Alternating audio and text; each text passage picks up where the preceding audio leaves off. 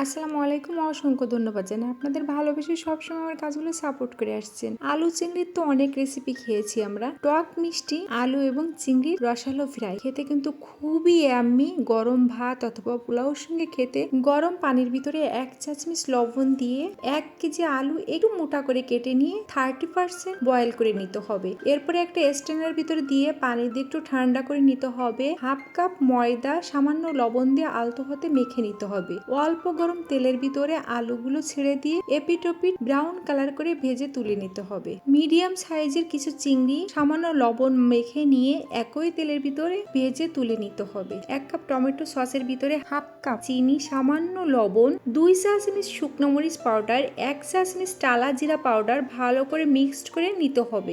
এরপরে half cup পানি সহ সসটি কড়াইয়ের ভিতরে দিয়ে 2 মিনিট জ্বালিয়ে নিতে হবে। ভেজে রাখা চিংড়ি এবং আলু দিয়ে কিছু লেমন গ্রাস এবং কাঁচামরিচ দিয়ে দিতে হবে। প্রায় 4 থেকে 5 মিনিট আলতো হাতে ভেজে তুলে নিতে হবে। অনুরোধ থাকবে, টেস্টি আমি ভিডিও পেতে চাইলে নিয়মিত প্লিজ পেজটি ফলো দিয়ে রাখবেন। তো আপনাদের একটা লাইক, কমেন্ট, শেয়ার আমাকে অনেকটা অনুপ্রাণিত করে। ভালো থাকবেন, দেখা হবে নতুন কোনো ভিডিওতে। আজকের মতো বিদায় নিচ্ছি। আল্লাহ হাফেজ।